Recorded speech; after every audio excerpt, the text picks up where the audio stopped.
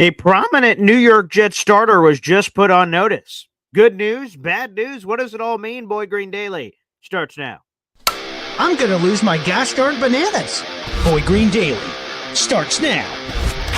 Zoinks! Boy Green Daily, Boy Green Daily, Boy Green Daily. Let's go!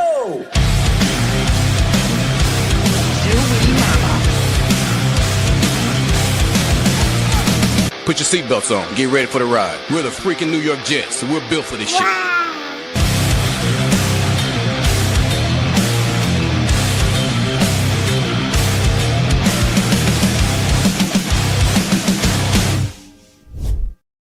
What's going on, everybody? I'm Paul Esden Jr., a.k.a. Boy Green. I'm the New York Jets digital reporter for Heavy.com. Welcome to Boy Green Daily, a daily New York Jets video show, also available wherever you get your podcast. Make sure you guys like the video, hit subscribe, baby. And note, for the first 2 weeks of April, we've got a couple of giveaways going on here on the channel. Let's show this up. We've got the 2025 New York Jets draft giveaway.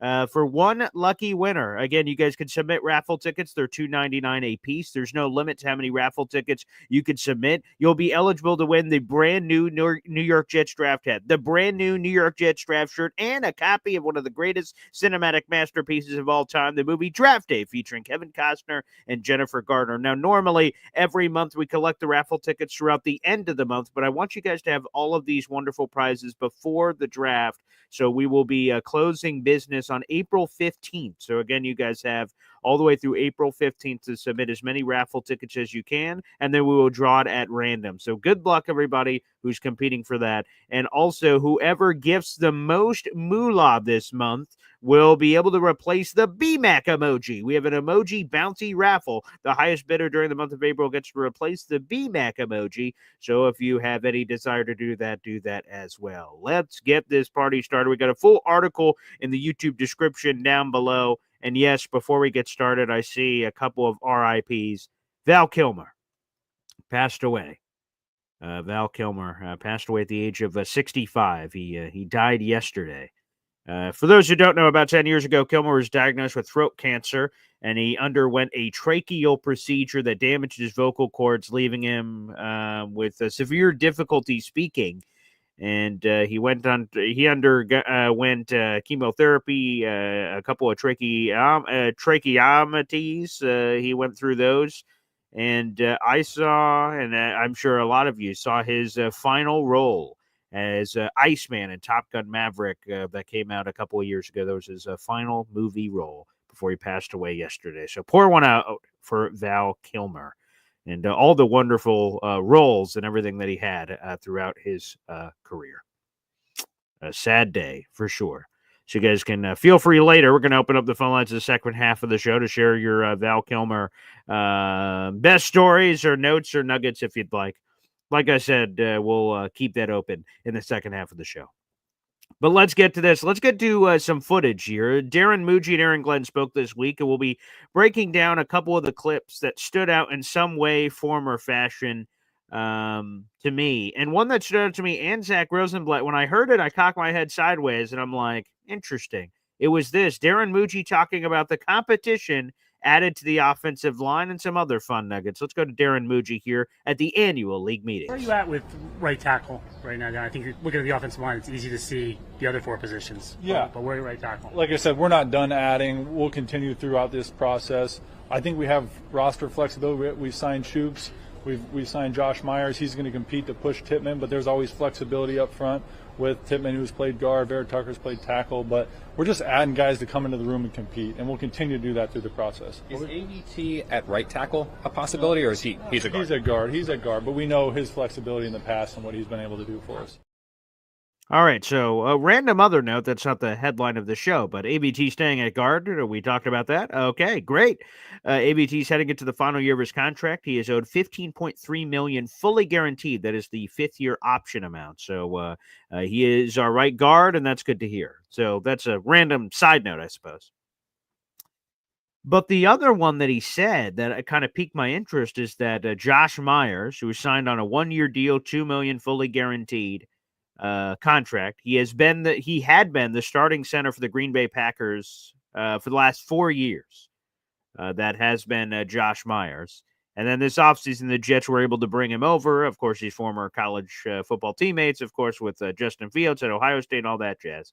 But Darren Mucci said that Josh Myers will push Joe Tippmann for the starting center job. And I went, Now, no disrespect to Josh Myers. Again, he has more experience than Joe Tippmann, obviously. He's been a starting center for the Green Bay Packers for the last 4 years. This is a team that in 3 of his first 4 seasons went to the playoffs. Now, unfortunately, as a rookie, he got hurt about 6 or 7 games into the season, so he wasn't starting on that playoff team because he was hurt.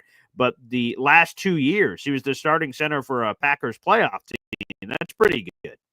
So that deserves credit. And I love competition. I think it's a great, at worst, depth signing. I think that part's terrific. How many backup centers do you have that started 56 games in their first 4 seasons? That's pretty good. That's great interior offensive line depth. I think that's a significant upgrade over Wes Schweitzer. But if we're being honest here, I don't think Tippmann is in any danger. Here's the nugget. This was from Zach Roseball of The Athletic, who said, quote, interestingly, Muji, that comment you just heard, made it seem like Tippmann is not locked in as the starting center, saying free agent signee Josh Myers will push him for playing time. Zach Rosenblatt's reaction, and he was the one that was there at the annual league meetings. I'm just here at my home. And he said, we signed Josh Myers, to compete and to push Tippmann. Tippmann has 2 years remaining on his $8.3 million rookie contract. He's scheduled to be a free agent in 2027. That contract note is sort of interesting because we don't talk about Tippmann a lot. Like, right, we're looking ahead at all these contracts the Jets have to pay out, right? Breece Hall's in a contract year. We got Sauce, we got Garrett, we got Jermaine, all eligible to be paid this offseason. One name we haven't talked about, Bupkis, is Joe Tippmann. Now, he's not eligible to discuss a contract extension this offseason. Players have to wait till they're 3 years into the league before they can have those discussions. So Joe Tippmann can't have any contract negotiation until next year. But to be honest, that's a name you don't even think about. And it just goes to show how quickly it happens, right? Just yesterday, it felt like the Jets drafted the Wisconsin Waterfall over John Michael Schmitz as their center. And now all of a sudden next year, we're going to be talking about him getting paid, which is sort of crazy to think about. But it is true. But we see it for Tippmann here, and here's the God honest truth. So when you look at the analytics, okay, so first up, before we get to the analytics, Myers has more experience than Tippmann. That's true. Straight up. Starting experience, he's got way more. He's played 4 years in the league. Tippmann's only played 2.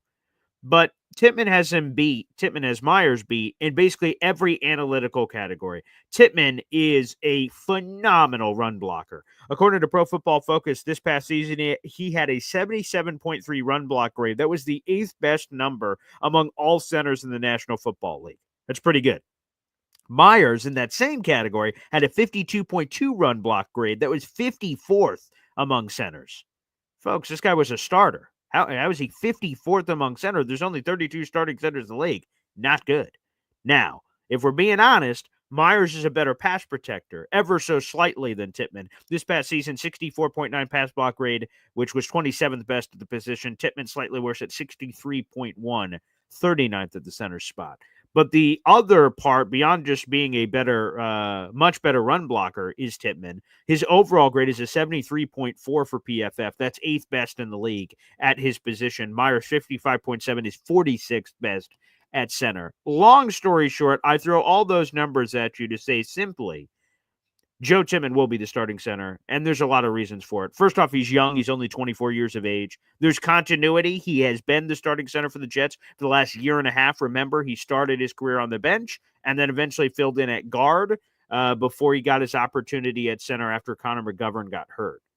So the Wisconsin Waterfall will get some competition here, which is nice, and compete. That's good. But Tippmann's a better overall player over Myers. He's younger, and there's continuity at the position. For all those reasons, I fully anticipate Joe Tippmann being the guy. I think it goes back to this quote. There's not a video to this, but I'll read you the quote. This is from AG. Now, for this comment, he was talking about Justin Fields and Tyrod Taylor, but I think it speaks to the rest of the team. Quote, this team is going to be built on competition.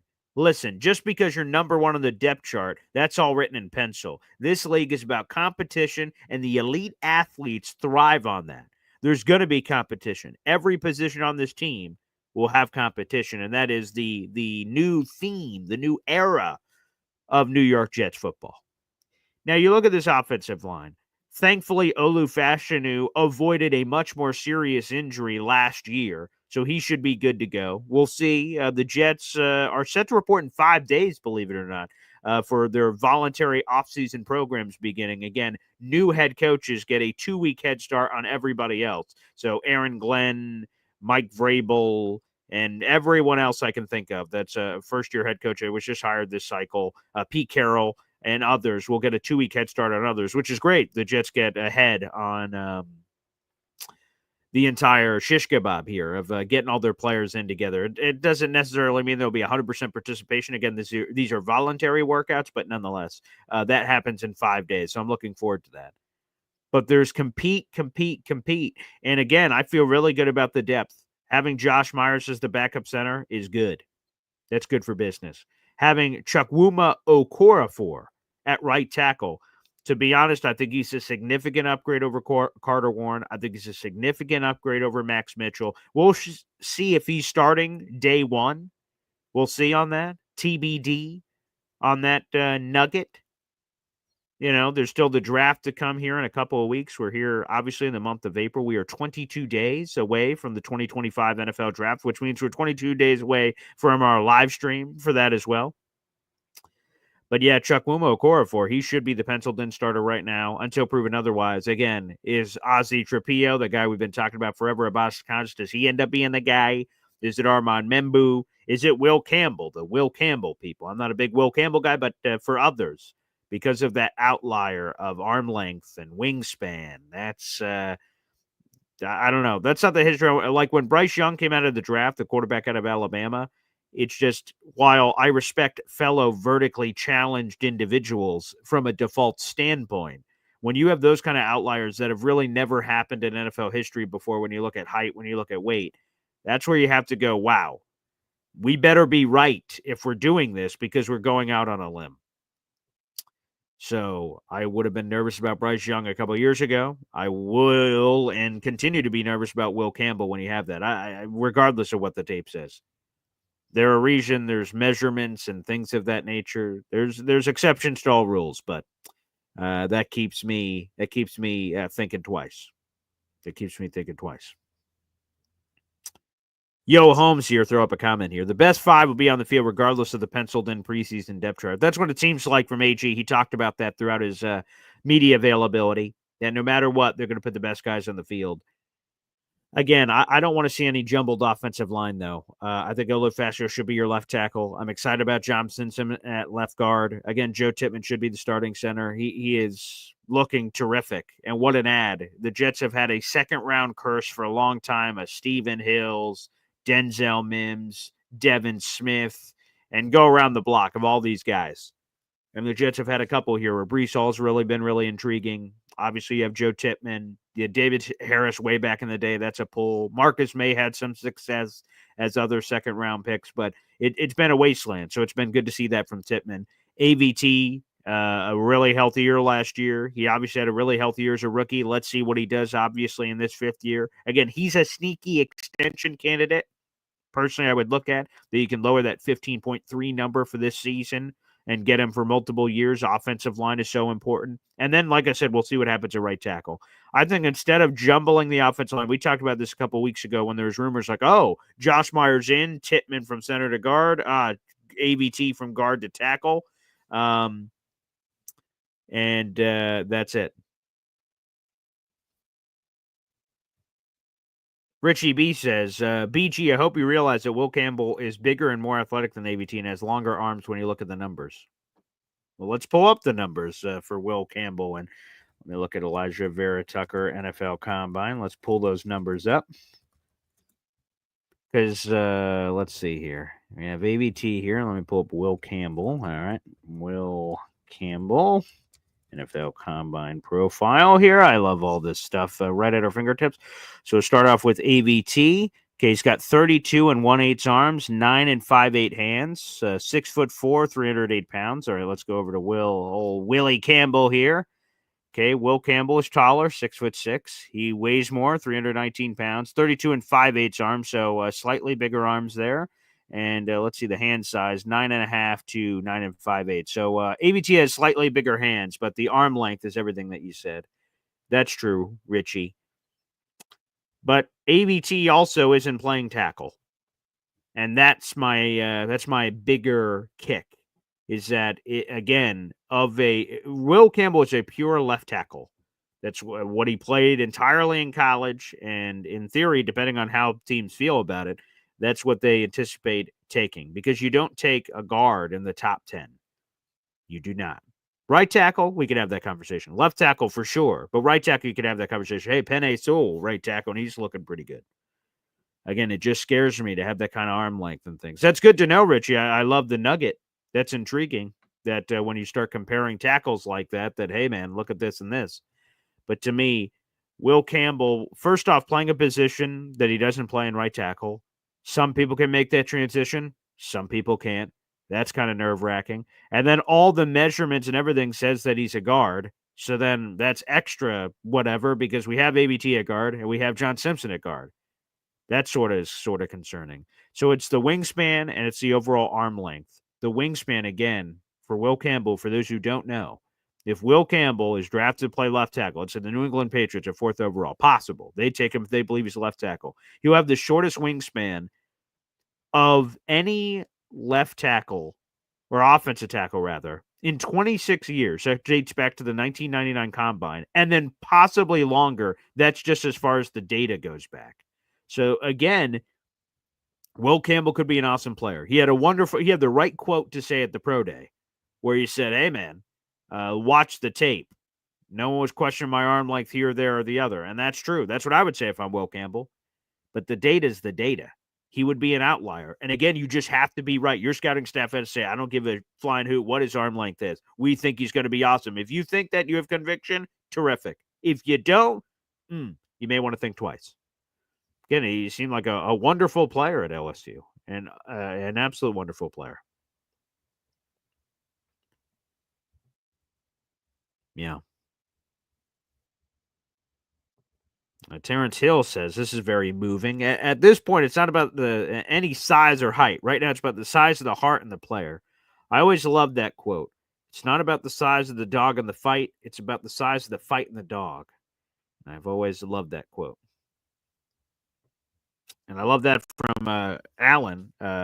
Simmons is the best left tackle prospect in this draft. I like Membu at right tackle and Campbell at guard. Yeah, Membu's a right tackle. That feels great. There's no projection there. Campbell, again, depending on how you feel. And Simmons, because of the injury and apparently some character concerns. Drew said something about that on Monday. I hadn't heard that, but Drew does this for a living. But the injury stuff, obviously, is what's sort of thrown him around. I'm curious if a team still takes that shot on him because of the talent. Is he still a top 15, top 20 pick? That'd be sort of interesting, especially with this class and all the questions of the offensive lineman. That'll be sort of curious.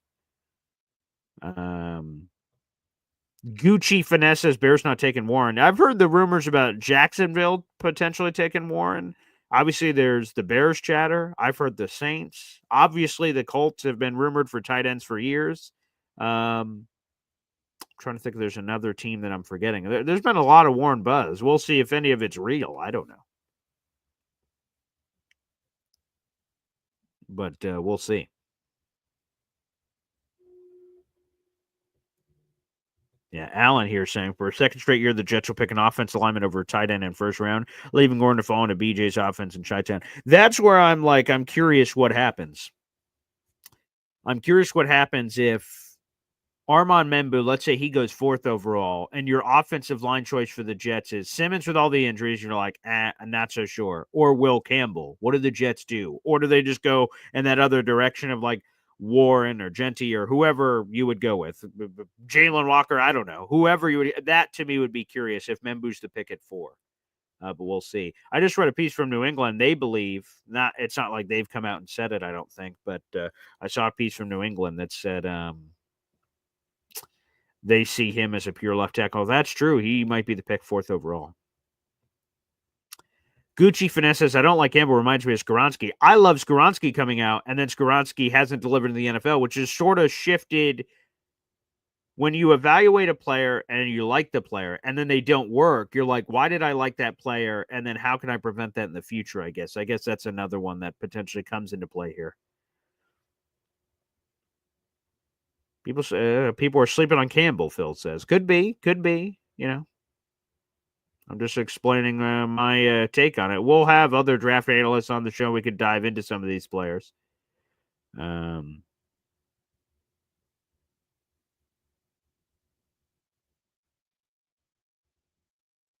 Yeah.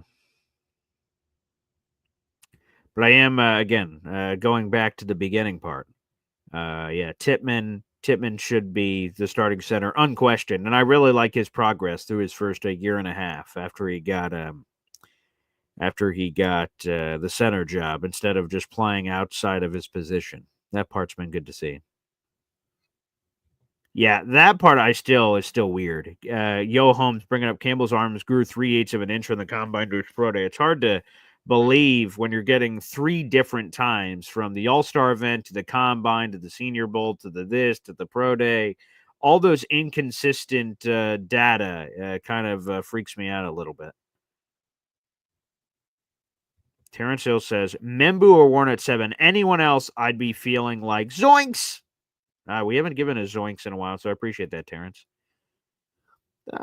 If you look at the big board, there are players that, Mason Graham would be another one that I would like, but we'll see. Does he just go 5 to Jacksonville? Who knows? He's one that I'd be intrigued by. But again, if we're talking about like traits and numbers and things of that nature, if I say that about Will Campbell about the arm length, Mason Graham was listed at Michigan at 320 pounds. He measured at the combine sub 300, and he has shorter arms. And then at his pro day, he was back over 300. So again, little wee. I don't know what the diet plan's been. Maybe lighten up to put up better numbers, but then he didn't end up really competing at the combine. So I don't know. Very strange. Not sure. But some people will have concerns about the overall weight and arm length there on Mason Graham. But again, that's another one. If you like the tape, then you take the whack, I guess. Micro Fox says, I would give Carter Warren a shot with this new coaching staff and draft a dynamic Tyler Warren. That would be scary as hell, to be honest. Now, the Tyler Warren part is great because he would help out whoever's playing right tackle. But Carter Warren, oh boy. I just looked at the numbers yesterday because Lance Zierlein, I think he mocked Armand. Yeah, he did. Lance Zierlein in his latest mock draft for the NFL Media Group mocked Armand Membu to the Jets. And then in his little blurb said, I went Armand Membu here, but the Jets could just say, you know what? Let's take a chance on Carter Warren. And to me, again, that would be scary because the results so far from Carter Warren and Max Mitchell have been mediocre at best. So, again, to your point, better coaching maybe could get different stuff out of the talent. But if Carter Warren was their starting right tackle on day one, that'd be concerning to me. Again, if we're going to ride with anyone on the roster, I'm going Chukwuma Okora for, personally. But, hey, different strokes, different folks, man. Different folks. I think I messed that up, but that's okay. Alan said the word around here in Dallas is Tet McMillan is the target at 12 for the Cowboys. Hey, that makes sense. Get someone opposite of CeeDee Lamb. Lamb chop. Brandon Cooks back to New Orleans. That makes a lot of sense.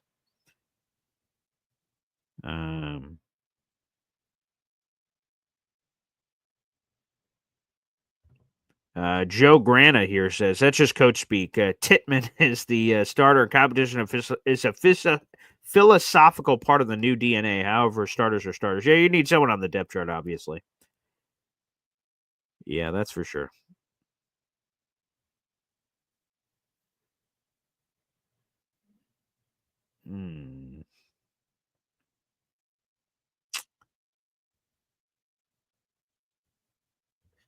Dave Briggs says Warren has never shown anything. I'm not sure I'm quite willing to go there. He just had a season where he had 100-plus catches, 1,200 yards, and like 10 touchdowns. That looked pretty good to me. That looked pretty good.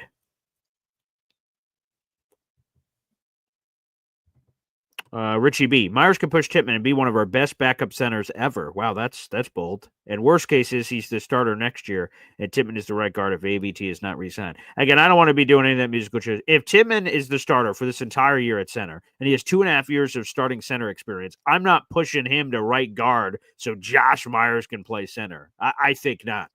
I think not. I'm just going to go find a right guard then, and Josh Myers can keep being my backup. MFC gifting a membership here, baby. You love to see it. Hey, now. Appreciate that, MFC. Let's add another raffle ticket to your total, and that just doubled your total. You got 2 raffle tickets so far this month for our Big Jets Draft Day giveaway. Much appreciated, my handsome friend. All right, let's read the new member to the Boy Green Coffee Club, baby. Jet up. You are now a member of the Boy Green Coffee Club. Appreciate you, pal. Yes, sir. Love it. Jared B., our moderator, just dropped the link to our Discord channel, which you can join. Feel free to do that, Jet Up. Take full advantage of your Boy Green Coffee Club membership. Yep. Appreciate you. Thanks, MFC. Yes, sir. We'll also open up the phone lines here shortly.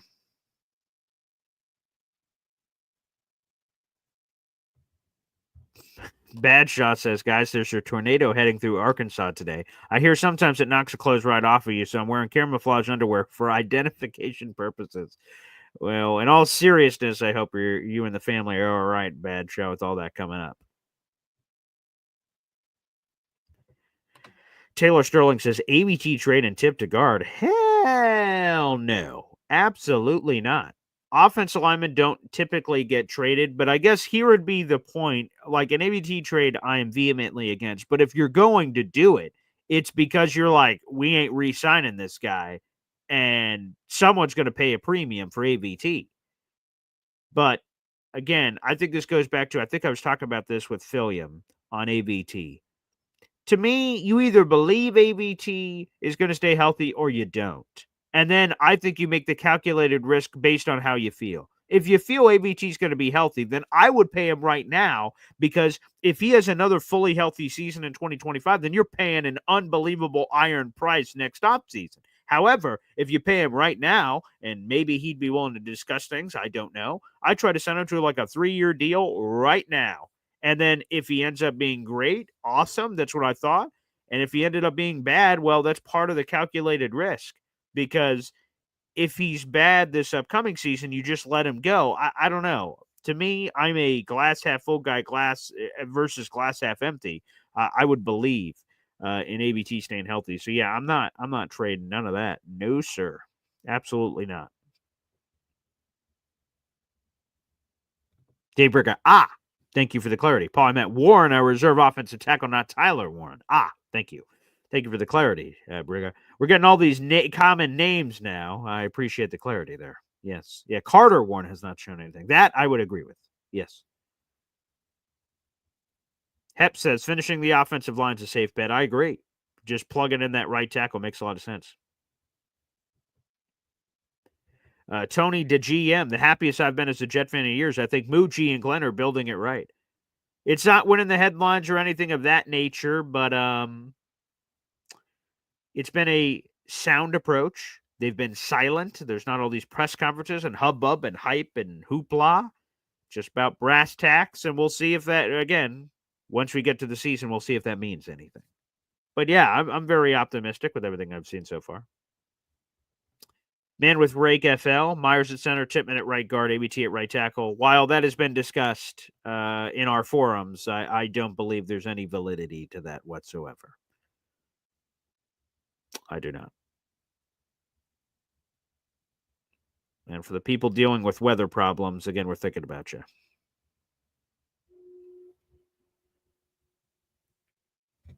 Taylor Sterling, a Boy Green Coffee Club member with a question. Do you think this staff is worried about tips snaps? Is that why we got Myers? I'm sorry, I was on the verge of sneezing. Bless myself. No, I would say not. Obviously, that was a hiccup in training camp last year.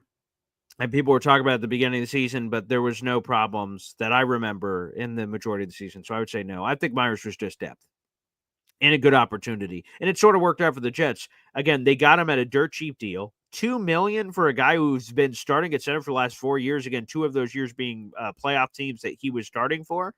That's great. Obviously, he wanted to link up with his old teammate, Justin Fields. That was a good negotiating pitch for the Jets. So I think the Jets got lucky, honestly.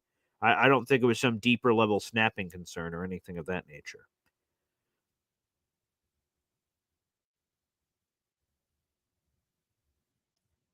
Taylor Stirring says, if Warren Mitchell can't beat out Okafor, they should be cut.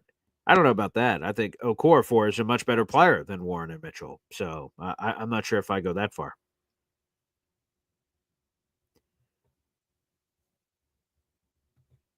Philium says, I never said anything about health or whether I would extend him. I said I wouldn't have picked up the 5th-year option. I would have let it play out and signed him after the season. Yeah, see, this is where so it's sort of the same conversation, but back a year. For instance, on the 5th-year option, the reason why you wouldn't have picked up the 5th-year option is because the lack of health. Because AVT's only fully healthy season to that point was his rookie year. So you go, oh boy, what do we do here? And again, for me, that's why I say I evaluate it with a glass half full approach. I'm looking at AVT, and you like, or again, when you're at the 5th-year option decision, let's go back to last offseason. You either believe AVT is going to stay healthy or you don't. If you don't, then you decline the 5th-year option. He's not going to stay healthy. But if you believe that he will stay healthy, then you would accept the 5th-year option because we know he's going to bounce back. That's what I'm saying. For the people that didn't want to accept the 5th-year option, because then, let's play it out, right? You decline the 5th-year option, to your point. Then he has an awesome year. And now he's like, I want the bag. And you're like, geez, well, no. And then all of a sudden, you just give yourself more problems early. If you decline the 5th-year option, let's rewind. ABT would have been a free agent this offseason, and we could have lost him. And then now we're looking for a right guard too on top of everything else. That's why I think the problem's going to happen. Now, again, there's risk, right? You accept the 5th-year option. Let's say ABT had another season-ending injury last year. Shit. Well, so there's pros and cons to every move. But the overall point is, to me, I appreciated they accepted the 5th-year option. Now that he proved to me he could stay healthy, 2 of his 4 years he's been basically fully healthy. Okay, now let's get that extension going. That's how I feel about it. You do always need depth. Wrong Verb says, Okorafor is a better player based on what? For 3 years from 2020 through 2022, he was a average starting right tackle for the Pittsburgh Steelers. Through 2 years, Max Mitchell, Carter Warren have been nowhere near average. So again, Okorafor has way more experience. He's been an average player in the National Football League. The other two have less experience, have been shitty. So is he Okorafor is a better player based on what? Experience, analytics, tape, all of it? Was that a joke? What Wrong Verb? Are you a Carter Warren or Max Mitchell, burner account? Come on, man. I don't get the people that are railing against Okorafor. I get outside of the thing last year, you're like, he's a quitter. Like, again, based on everything I've gathered, okay, it seems like there was a massive miscommunication, to put it lightly, between the New England Patriots and Okorafor, who signed on to be a right tackle, and they asked him to play left tackle, which is something he's never played in his career, which he thought put him in a position not to be successful, and he was not successful, and then it all went to shit. So I think a lot of people are overreacting to this quitting thing. That could be really the only real criticism thrown at Okorafor. If not, I don't know what else it is. He's still young. He's 27. I don't understand. I do not understand there. But hey, that's what it's all about. And again, agree to disagree. Wrong Verb says Okorafor is trash. Totally disagree. But hey, different strokes. And again, just because my Okorafor hype, I'm not saying we should avoid drafting Armand Membu. He's one of my 3 that I've said. If the Jets drafted Armand Membu, Mason Graham, or Tyler Warren, I'm a happy camper on draft night. Now, I'm not saying those are the only 3 things that will make me a happy camper, but off the top of my head, those are 3 that I'm feeling pretty gosh darn good about. For sure. Yo Home said, PFF says Membu's comp is Dwayne Brown. Let's hope it's Dwayne Brown from a decade ago, not the bum we got. Yeah, Dwayne Brown, in the breadth of his career, was a really rock-solid tackle for a long time. I think he was a Pro Bowler 2 or 3 times, maybe. Like, he was just rock solid. I don't think people said, Dwayne Brown, the best left tackle in football ever, but, obviously it's a very elite group that can even be called that. But, Dwayne Brown, the version we got, unfortunately, was not great. Another tough SOB who dealt with some injuries and powered through some stuff, but, yeah. Yeah. All right, let's do this. We got 500 plus people in the room. Like the video, hit subscribe, baby. We're trying to make a chase to 10,000 subscribers. We're live every day at 7:30 in the morning. Plus on Tuesdays and Thursdays, we're live at 3 o'clock. Shout out to Woody and Johnny Boy for holding down the fort yesterday, which I appreciate. Thank you very much to those guys. Again, one of my other jobs is working with the Syracuse Mets. So anytime a Syracuse Mets afternoon game is on those Tuesdays, Thursdays, unfortunately, I will be out. I can interact in the comment section, but I won't be live on the show. So appreciate when we have guest hosts during those conversations as well. So God bless and thank you kindly. Let's do this. We'll open up the phone lines next here on Boy Green Daily, so you guys can feel free to call and share all of your thoughts. Let's roll, baby. More Boy Green Daily coming after this. Boy Green Daily, Boy Green Daily, Boy Green Daily. Talking Jets football, man. Boy Green Daily, Boy Green Daily, Boy Green Daily. New York Jets Football Club. Offense, defense, special teams. Watch Jets football with Boy Green. J-E-T-S, Jets. Let's go. Great memories from the past. Not just the Hep song, but Badshaw bringing up Tyron Smith, who I remember being so excited about. Throw that up on the screen. Where's Tyron Smith? Apparently still a free agent. He's pondering retirement. We'll see what happens there. But I was so excited about that move. I thought it unlocked the Jets offseason last year because then you weren't forced to take a left tackle. You still could, and obviously the Jets did. And I love that with Olu Fashanu, but you didn't have to, which opened up so another team didn't jump in front of you to take a player because they knew you were going to take it. So Tyron Smith is a free agent. He's a free agent. Yeah, he's a free agent. Taylor Sterling says, I never checked how much of that $20 million Tyron collected off those incentives. A decent amount because, like, the majority of them were playing time incentives. And again, if you would have told me, Paul, last offseason, a year ago today, they say, hey, Paul, I've looked into the future. I've looked in my crystal ball. Tyron Smith did not work out. And I would have been like, okay, just stop there. He got hurt, right? Like, that would have been my assumption.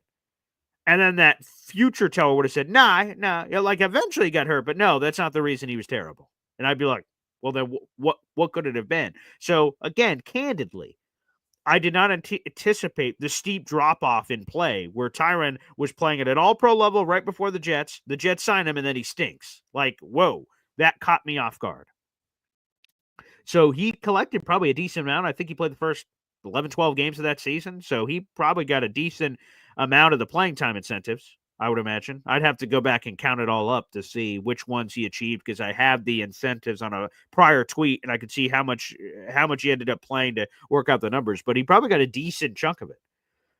It wasn't a full 20 because the 20 also included playoff incentives and things. Obviously, the Jets did not accomplish that. So there's a few other alterations to that that you have to sort of work in. But yeah, he got some decent action there. There's no question about it. Sean O'Connell, real quick, on Facebook says, I saw a mock where he got an offensive tackle in the first and Kenneth Grant from Michigan in the second. I've been seeing some wild mocks like last night from Sam Monson and that Steve Palozzo guy. They did a mock and Emeka Ibuka fell to the Jets at 42. I've seen this mock you're talking about, Sean O'Connell, where Kenneth Grant's at 42. I'm like, what in tarnation? I'm like, if either of those things happen, awesome. But, I guess you never know with the draft. But, yeah, give me Emeka Ibuka all bleeping. I'd trade up for Emeka Ibuka. I'd trade up for Kenneth Grant, too, if they were slipping in the first round. I'd jump back in, get my guy. That's for damn sure. Yeah, I like it. That is true, Reese. Tyron Smith did coach up Olu Fashanu, so it was good. Olu Fashanu, idolized Tyron Smith growing up. So I'm sure all the preparation and getting ready and being professional and all that stuff, awesome. That was invaluable, I'm sure, to Olu Fashanu and made it worth it, I'm sure, for the deal. All right, let's go to the phone lines here. We've got a self-made YouTube content creator that's kicking some patuki. June, the GM, joins us here on the program. Hey, what's going on, Mr. Green? Of Hey, course, by the way, aren't you live tonight? I am tonight? Yeah, 7 p.m. I tried my best to do it at a slot when, all the big dogs ain't on. But, man, there's a lot of just content creators. When I look, I was like, damn, I can't beat the slots. Yeah. So I'm right on before Connor's usual 8 p.m. Because I like his show as well. I like the young gunners. I like to pay attention to what they're saying. Sure. Of course, I can't do it in the morning because of work. So I think that's a good slot for me right now. God willing. Great. I appreciate that. So it's very interesting, right? I think two things, right? Over the years, we always complain as Jets fans about not having depth, right? Especially on the offensive line. So now we're getting depth, and now everybody's like, oh, they're going to move this guy. They're going to move that. No. Listen, a real coach is supposed to tell you, you played football, I played football, any sport. A real coach is going to tell you, you got to earn the starting spot, man. Of course. I'm not going to give it to you. We all know that Tittman most likely will stay at center, Sauce will stay there, Gabbard, but it's good to make them a little bit uncomfortable heading into the offseason workout to let them know, hey, don't think you could come in here half-assing like Robert Saleh let you come in, right? And you're just going to start. That's not how the game works, and it's true. Yeah. Everything's written in pencil. Because what if, let's be real, what if, the guy Myers, he's not. But let's say he outplays Tittman by a long shot in the offseason. Does he not deserve to start? It's just not how sports is supposed to be. Yeah. Typically, your stars will rise to the occasion, but I like Glenn saying that. And Muji, they're playing chess, but they said that he's a guard. Yeah. Of course. Because they know if they say he's a tackle, that's called sort of bigger, fatter check if you plan on moving him to the right tackle. That is true. They're going to play that chess so that they're doing everything the way they're supposed to in terms of, how they handled in that situation. More and more as I look at the draft getting closer, I'm just enamored with the thought of having an offensive line with that kid Membu on that right tackle edge with Olu on the other left. To have them for another 4 or 5 years, some young boys out there.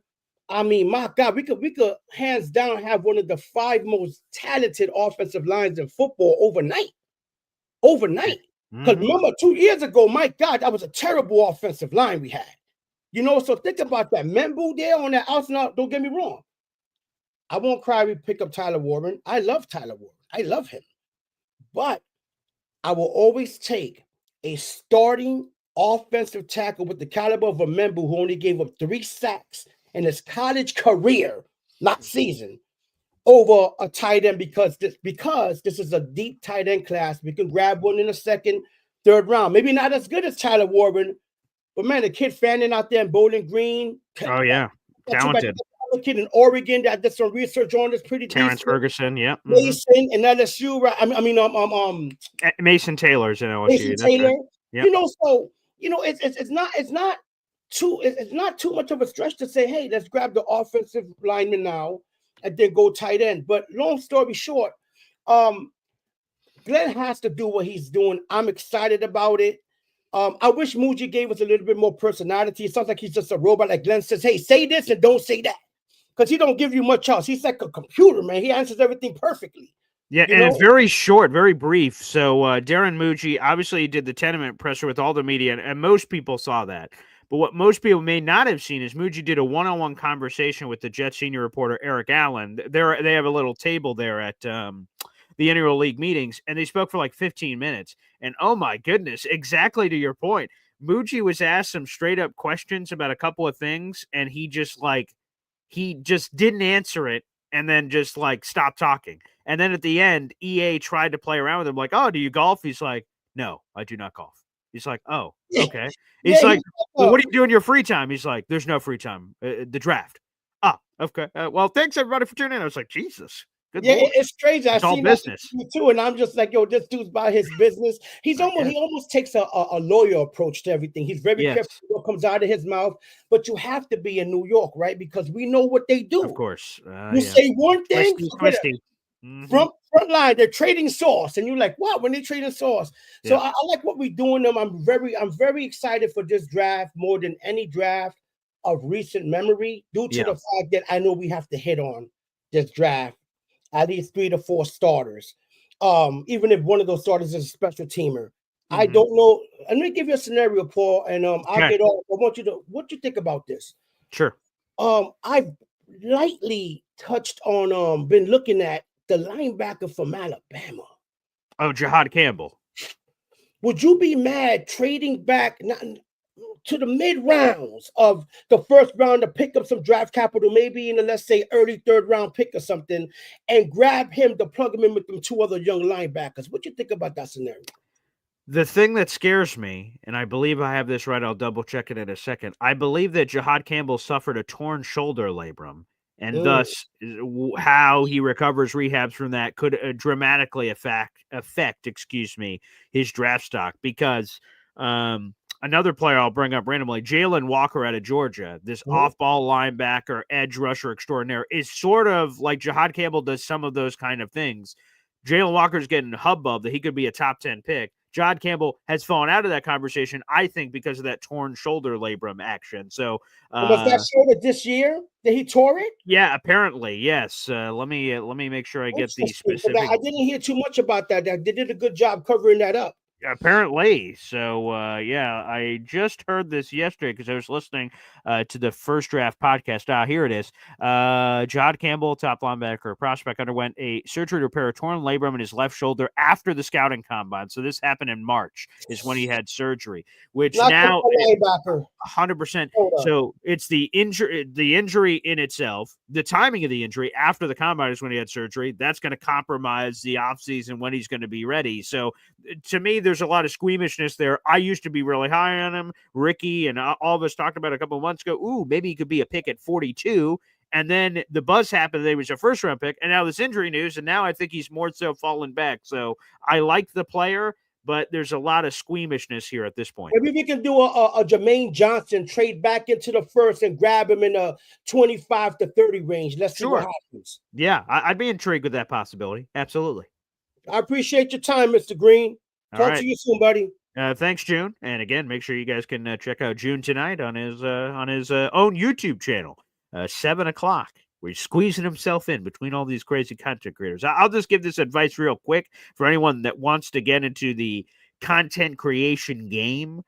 While I respect June is trying to find a spot that is unencumbered by anyone else that's out there, at the end of the day, you just got to do your own thing. Like, obviously, I picked 7:30 in the morning because it works for my radio schedule. I can get in a quality show before I go to the radio station, and no one else was doing it. So you sort of have to, like, paint your lines, but also you just got to do what you do, and hopefully people show up.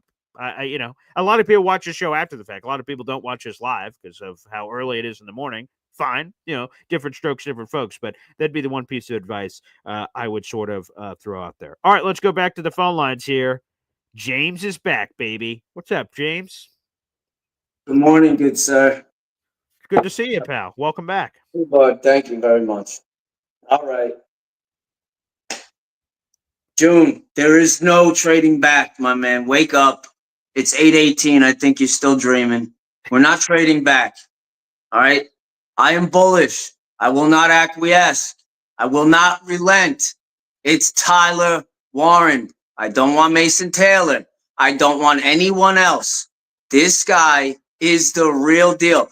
I'm telling you, he is going to be special in this league. He is going to be an absolute beast. Trading back is not an option for us. It's just not. And as far as Aaron Glenn and Muji, man, the more I hear this guy Aaron Glenn talk, the more moist I get in my pants. I'm sorry. I'm not kidding you, man.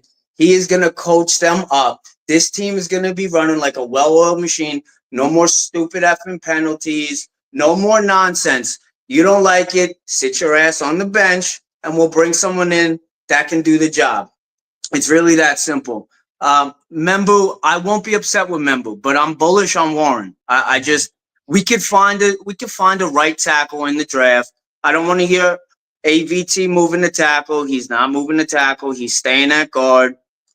But we can find someone in the draft. This kid from, what is it? Where is he from? Indiana? Who? I forget his name. It starts with an O. It's Ola something. Ola. You just said him before. I forget his name, but we can find it right.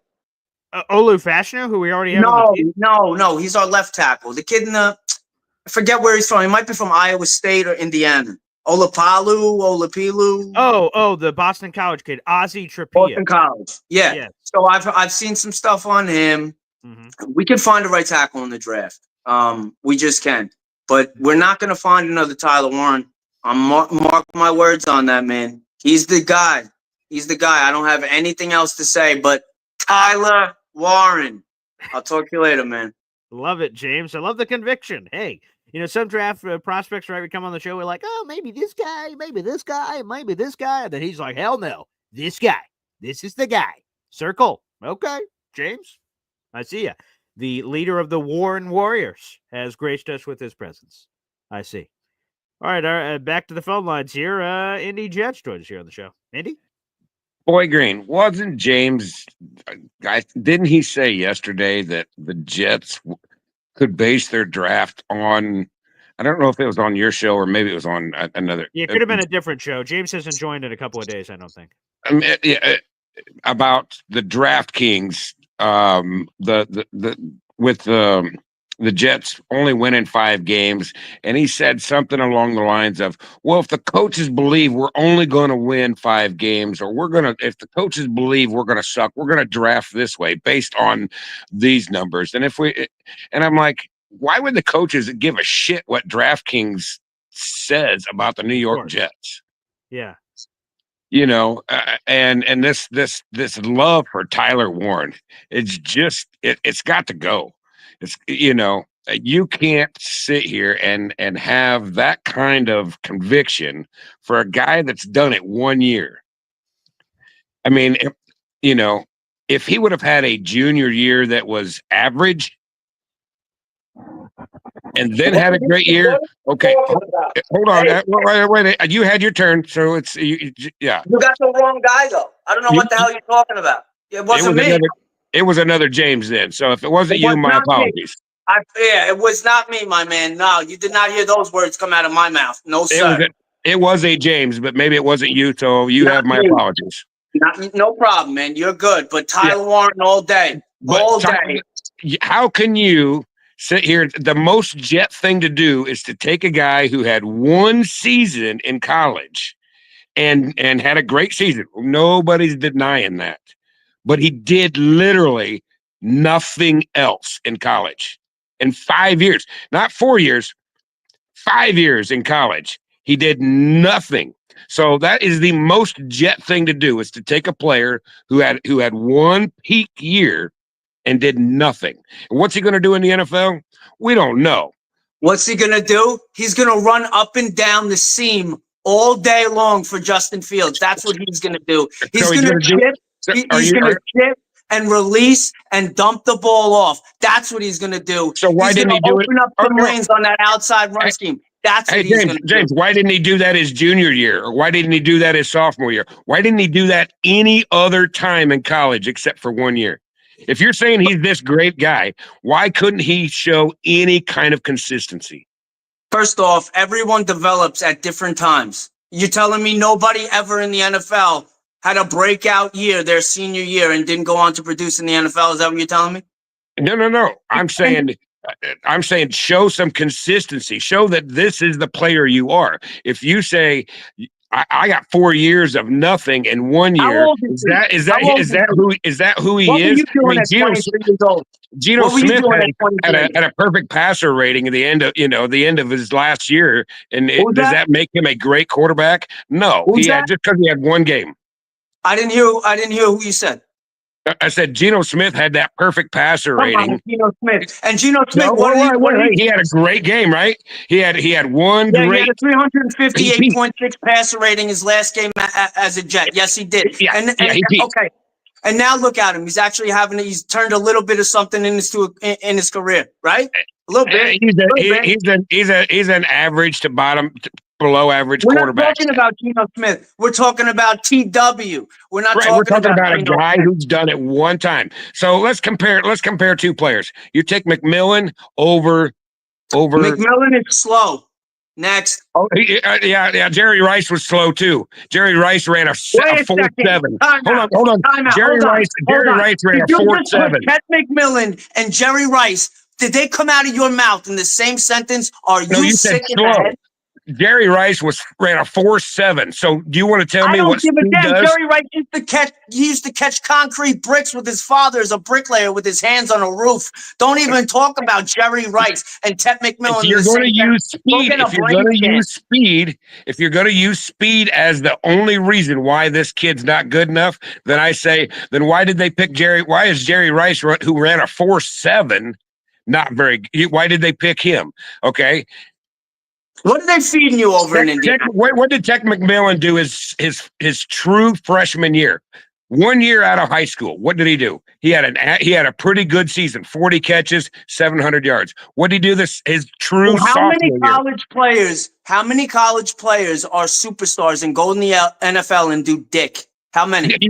McMillan wasn't a superstar. He was consistent. He's had a fantastic college career. I'm not taking that away from him. But this isn't about Ted McMillan. And to put him in the same breath as Jerry Rice, my good sir, you are out of your gourd. I put him in the same breath as because of his speed. That's the only reason. If your only downfall to Tech McMillan is he's slow, so was Jerry Rice. I can't even have a conversation. You need to pick another time. Is that right? You need to pick another. First off, I'm not sure what Jerry Rice's 40 was. I'm really not. So I can't speak on that. He ran a 4.7. I don't speak on things I don't know. I don't speak on things I don't know. But what I do know is 6'6", 262 pounds of fury and crazy good hands and a good head on his shoulders and from the Northeast and was a fantastic basketball player, which always translate at the tight end position. You're going to see, mark my words, if they draft this kid, he is going to be unreal. Watch. Kind of like Kyle Pitts. Kyle Pitts had one good year and then fizzled out, right? How big is Kyle Pitts? Just like Tyler Warren did in college. He had one good year. I think Kyle Pitts was 6'4", 240 coming out of Pitt or something like that. Yeah, 6'4", 240, something like that. This guy is a monster. In his cleats, he stands at 6'7". And he can run, he can move. You can line him up in the backfield at times. He's going to help. This is going to be a gadget offense, brother. Gadget. It's not just going to be a traditional. It's not going to be last year's offense. We can do a lot of things with this man. A lot of different things. You could as long as he's consistent, right? Listen, I could get hit by a car when I walk out of my house this morning. That doesn't mean anything. We're just making projections right now. And my projection. So I'm going to say, have you been able to do it over a career, or is this just a one-time thing? Which player are you going to take? Somebody that's proved it. I'll put my money on a 23-year-old that just had a phenomenal season that's going to keep getting better and better and better, especially under the tutelage of Aaron Glenn. We cannot overlook that. He is going to get the best out of every player on this roster. So you don't think somebody like McMillan could open up the field? If we drafted McMillan, I think he would complement Garrett well. I think it would help open up. I like him in the red zone, but I really like Tyler Warren even better in the red zone, my friend. And let's say this, Indy. So you said a few times, and James has not had a good answer to you, right? You say, why hasn't he produced earlier? Well, I have a very easy reason why he hasn't. Do you know who Brenton Strange is? I have not heard of him. Yeah, so he was the 61st overall pick, it looks like, coming out at Penn State tight end that went in the 2023 NFL draft. In the 2024 NFL draft, Theo Johnson was a draft choice as well. So there's multiple Penn State tight ends that have been drafted. Tyler Warren's been buried on the depth chart, so he had to wait his turn. It's a school that's been pumping out talent left and right. So that's why Tyler Warren hasn't produced more. Is that he had to wait his turn. So you're telling me that as great as a player was, because Tyler Warren's numbers were far greater than those two guys, right? I believe so. Yeah, I Theo mean, they weren't Johnson even and Brenton close. Strange? I'm Sure. I'm sure they're. I don't know the numbers, so I'm just going to say they're probably not even close. Tyler Warren's numbers last year compared to those two, probably added together, might have equaled Tyler Warren. I don't know. But so if this guy had so much Also, talent, Penn State doesn't play young guys. I'm not against Tyler Warren. Penn State doesn't I'm play saying freshmen generally I'm not. speaking. No, I'm not against Tyler Warren. What I'm saying is Tyler Warren's not worthy of a 7th overall pick. If we traded back and Tyler Warren's still there at 15, okay. Let me ask you a question. If he has a Travis Kelce or a Jason, I'm going to do the pro comp of a Jason Witten. If he has a Jason Witten career, you're telling me you won't be happy with that? Oh, I would absolutely be happy. And if you had Tech McMillan that had right now, this is all speculation. We don't. Yeah. That's what this is. But I am bullish on Tyler Warren because he could do a lot. He will help in the run game, and we're going to run the shit out of the ball. He will stretch those seams all day long. And a quarterback, especially a guy like Justin Fields, look what he did with Cole Kmet, will be his best friend. Trust me, my man. And well, first of all, Cole Kmet, had basically an average season, just a little over an average season for a tight end. We're talking about underfield. We're talking about it's still a safety valve for Justin Fields to have. He's growing as a passer. We need that quick, easy dump off that's going to be there, and it will be there all day when he's a little bit and leaks out. I'm just telling you. Who's our safety valve? Breece Hall is going to be the safety valve. He's going to be one of them. If I'm going to put the ball in anybody's hands, I'll put the ball in Breece Hall's hands before I put the ball in Tyler Warren's hands. You can have more than one. Sure. And now you take a 6. What is McMillan? 6'4", 6'5"? 6'4". Yeah, 6'4". So you got Tech McMillan going down the field. You got Garrett Wilson going down the field. Now you're pushing the defense farther down the field than what Tyler Warren can do. Okay, now, I would rather. Now that opens up the field. That opens up the field more for Justin Fields than what Tyler Warren could Here's do. what I would rather, because I like his game better. I'll take Tyler Warren, Jaden Higgins with the 2nd pick, and my right tackle at 3rd. That's what I want. Boom, that's a 6'4" receiver that can move. Yeah, I'll see you later, Indy. Good talking to you. Yeah, again, I think a great conversation. This is what I would say. People say this about Tyler Warren. This is my return. Brenton Strange was a 2nd-round draft choice in 2023. Penn State tight end. In 2024, Theo Johnson was a 4th-round pick at tight end from Penn State. They're cranking out tight ends in the 2025 NFL draft. Or excuse me, over the draft the last couple of years. Tyler Warren was buried. He had to wait his turn. I don't know why that is getting overlooked. Now, whether or not you're comfortable with that, right? Indy is saying, hey, 1 year of production. That's true. That's true. It's 1 year of production. Are you comfortable with that? Yay or nay? I think that's where ultimately people have to go. All right, let's go back to the phone lines. We've got a lot of people waiting. Hep, you're up next. What's up, Hep? Hey, bud. I think I like Golden better than Tech, to tell you the truth, looking at the tape. Sure. But I'm for Warren, or I'm really like the tackle because I think it's a safer bet, and we got a lot of strong. But either one, I'd be very happy with, to be honest with you. But what I want to talk about is something I saw on Jake's show yesterday. Okay. It was kind of showing what the Jets community is. I mean, we all give each other shit, and we all get passionate about our takes, and this is what we do in football, right? We this is what we do. Yeah. If we were in a bar, we'd have beers and be like, hey, exactly, right? Whatever. But it's okay, this is what we do. But yesterday, Charles called in the show, and he asked Jake for $70, and Jake's like, "What do you need $70 for, dude?" Yeah. It turns out he got catfished.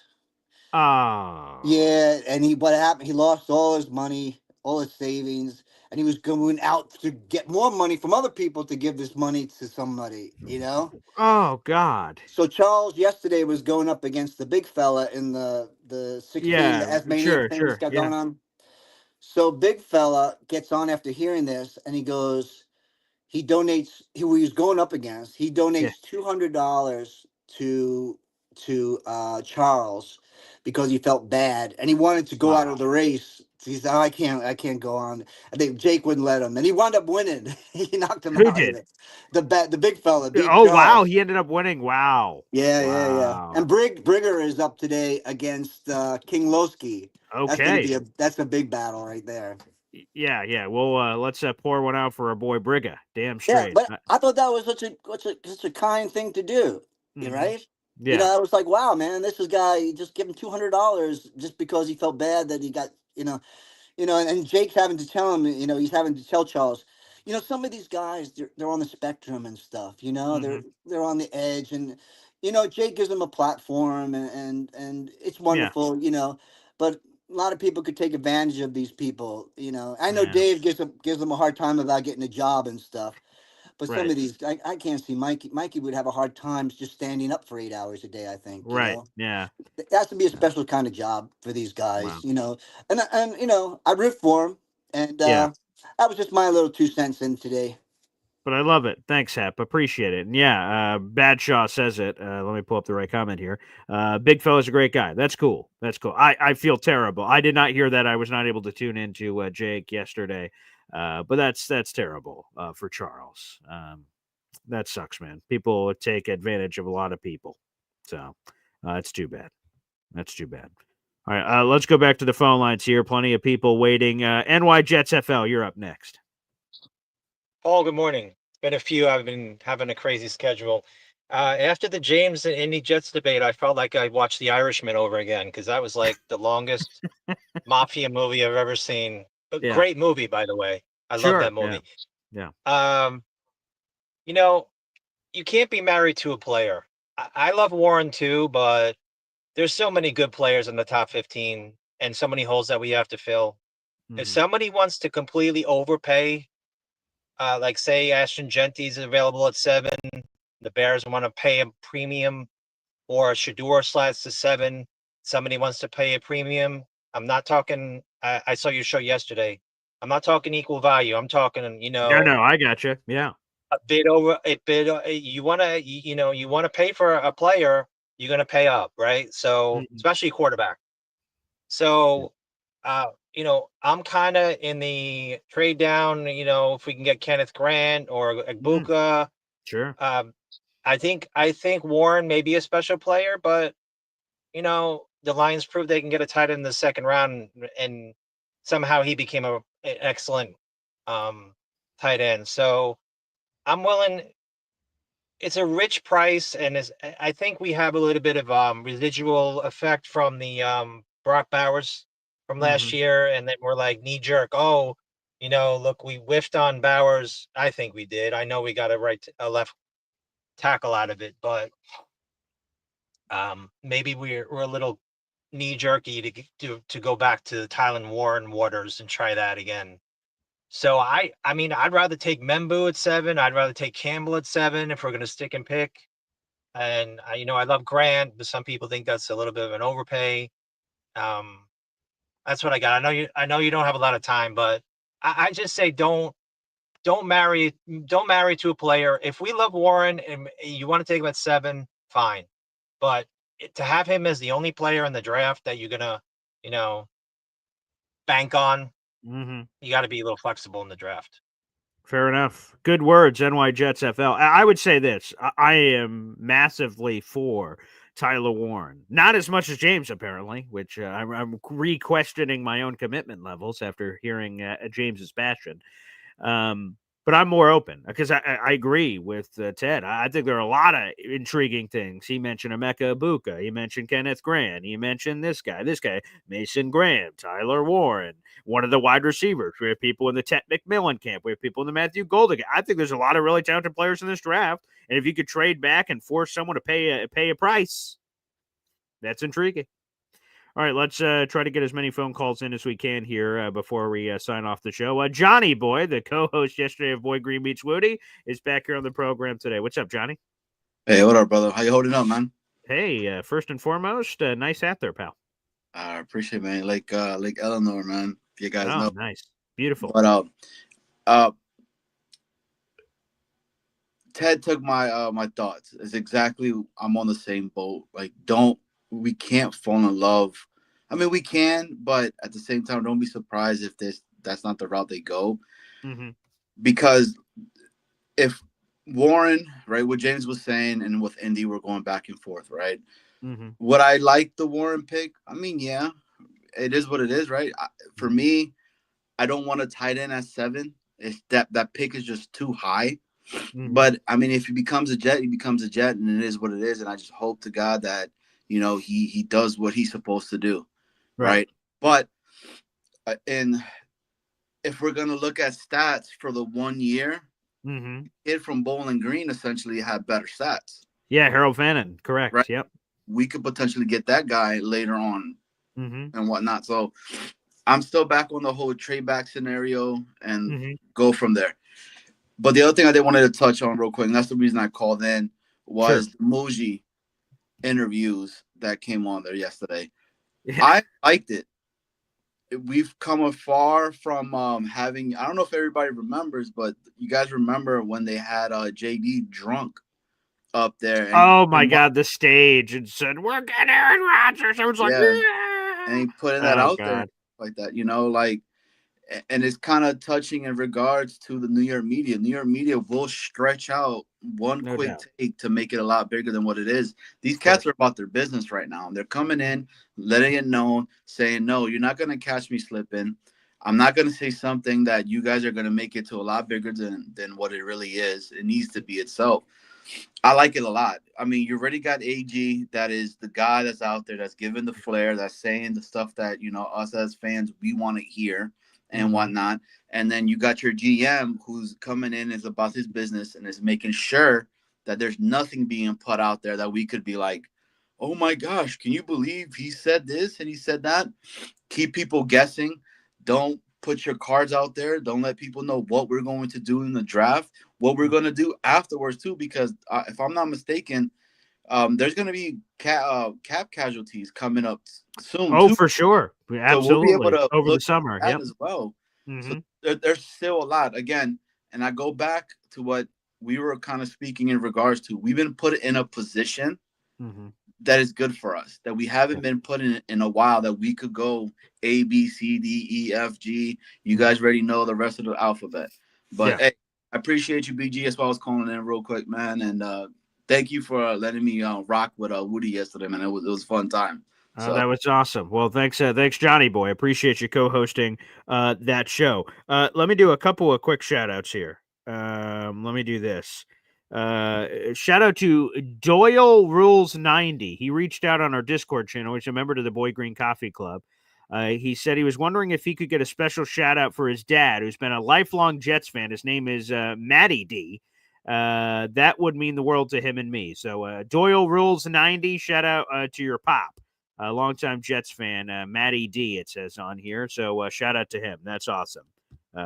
Big shout out there. One more shout out I want to give, and we'll get back to the phone lines as well. A lot of you guys have been asking about number one Austrian Jet fan. Obviously, have not seen him in the comments section. And he gave me an update this morning. And I asked him if it was okay to share any of this, and he said it was. So shout out to the 700 people that are in the room. Like the video, hit subscribe. Number one Austrian Jet fan says, I hope, and this is the message to you guys out in the Boy Green Coffee Club community. I hope all you guys are doing great. He really appreciates the support. It's meant a lot. And he says that he's provided it to me to let people know about what he's been going through. And I'm here to share that now. Our number one Austrian Jets fan is battling MECFS, which is apparently the worst form of post-viral, post-vaccine disease that has number one Austrian Jet fan bedbound. And he's mostly unable to do everyday things, but he's hoping new treatments are coming soon. Hope is strong. Family is there. He said he's good financially. No, you don't have to worry about any of that. He just has to go back to battle with this big thing that's going on in his life. His doctors are currently trying to find him a hospital for further investigation so they can do additional treatments. He keeps fighting, and he enjoys all the support that you guys have been sending. So he's been battling through it. I haven't been revealing a lot of the key details for Austrian out of respect, but I asked Austrian if it'd be okay to share some of that on the show. So pour one out. Share that emoji of Austrian Jet fan. All the Boy Green Coffee Club members can. He's one of the big supporters of the show. Speaking of Johnny Boy, was just on Boy Green Meets Woody. Austrian Jet fan is forever in our intro that you guys see on the show. So salute to Austrian. He's been a massive supporter of this show, and we're thinking about him. So I just want to make sure we give that update out there as well to Austrian. That sucks. Life sucks. There's some tough things that happen, but we're there for Austrian thinking about him. Let's please pray and keep him in your thoughts. He's a really good dude. Before we go, we have one more phone call to get to. Let's bring him up. Ricky, New York, here, real quick, before we sign off. Good morning, Ricky. Hey, how's it going, Paul? Excellent, thank you. Good debate between James and Indy there. Yeah, I was down in the corner there, like waving my arms, trying to get your attention because. Sorry, there's a lot of callers down there. I missed it. Sorry. I know, and I just wanted to throw in my 2 cents on James's behalf. I know what you're trying to say, but this is the thing. Okay, I'll try to rapid fire through this as quick as I can. Yeah. But Indy's take is you can't use number 7 on a guy who's only done it 1 year. Blah blah blah. What if you were going to use that top 5 pick on not only a guy who had done it 1 year, but make him the face of your franchise? Would you do that, Indy? Have you ever heard of Sam Darnold? Just pointing that out.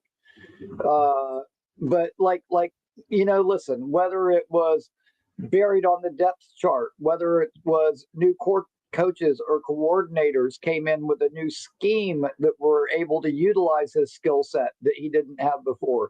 There's a number of reasons that he could have maybe only done it for a year.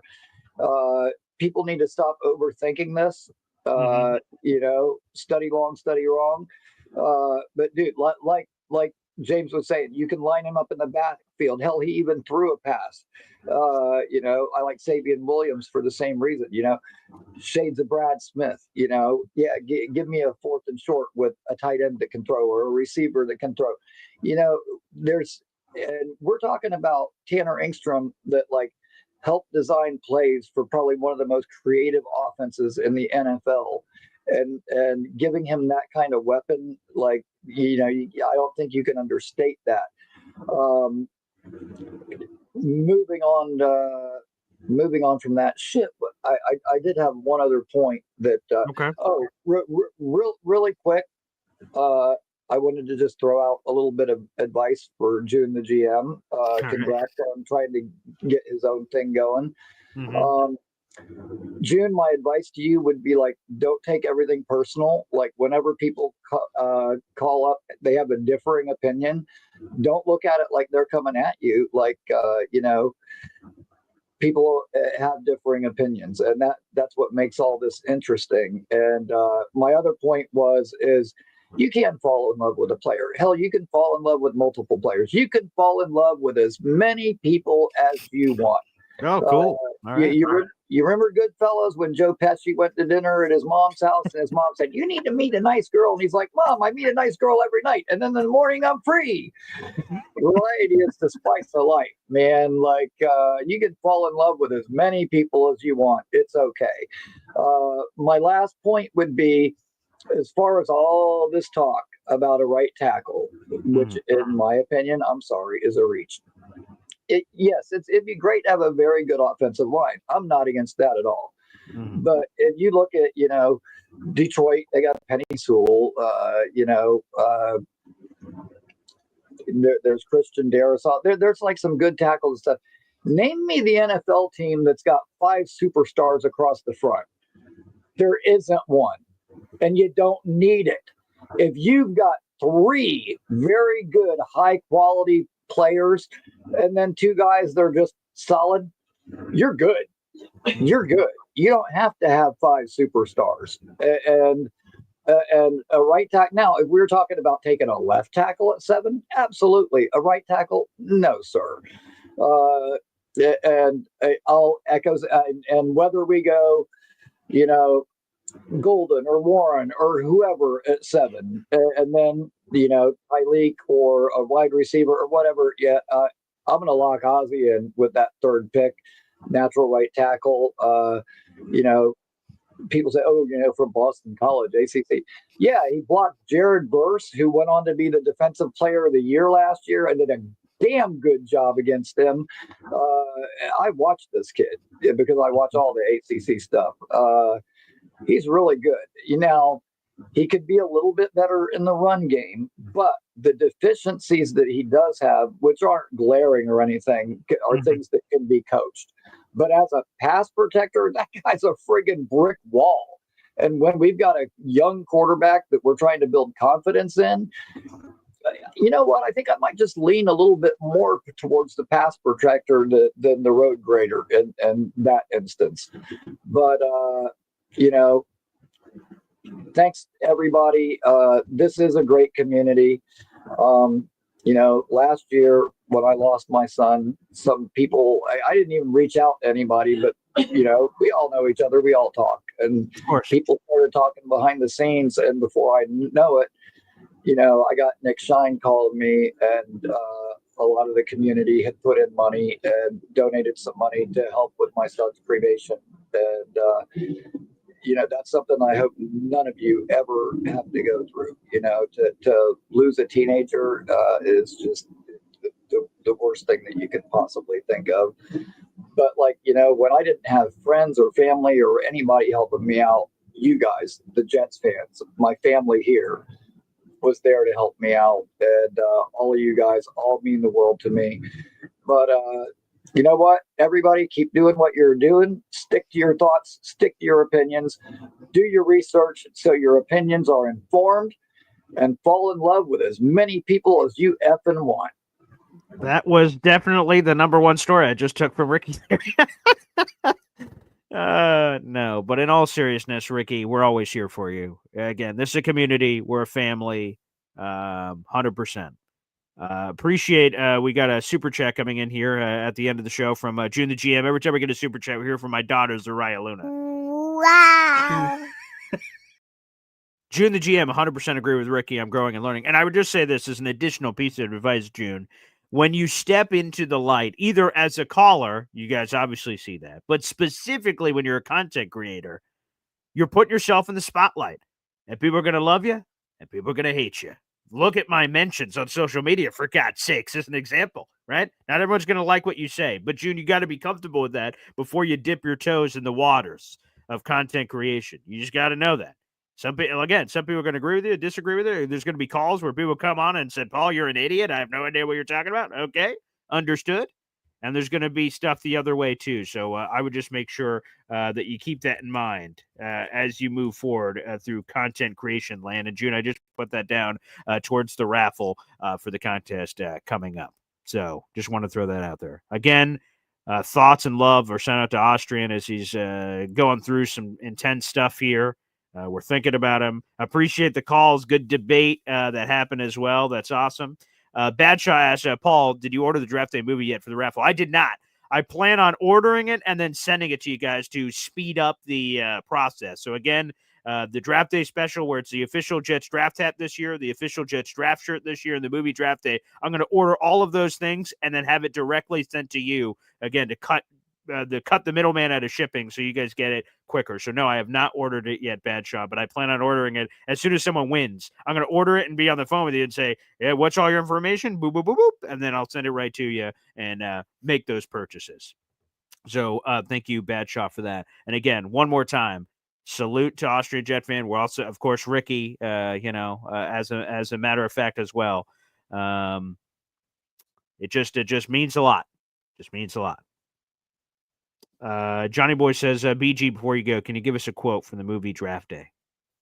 There's a lot of ones that come best to mind, but I think the quote that is most fitting, is I'm going to do what's best for the team. Sonny Weaver Jr. I'm going to do what's best for the team. When he is his quarterback, throwing things in the locker room, getting all pissed because he wants to be traded, Sonny Weaver Jr. is right here. I'm going to do what's best for the team. I'm going to do what's best for this channel. We're going to do what's best. That's another good one. MFC, I want my picks back. You pancake eating motherfucker. Oh, that's a good one too. Draft Day. I love that movie. I love that. And Badshaw says, let me buy the movie, Paul. It's the least I could do for the Be-Back hat. So, yeah, Badshaw, you can reach out to me separately if you'd like to do that for the raffle. That's super cool. You don't have to do that, but that's very nice of you to do. Love that. All right. Thanks, everybody, for tuning in. We'll see you tomorrow morning for Boy Green Daily. Take care.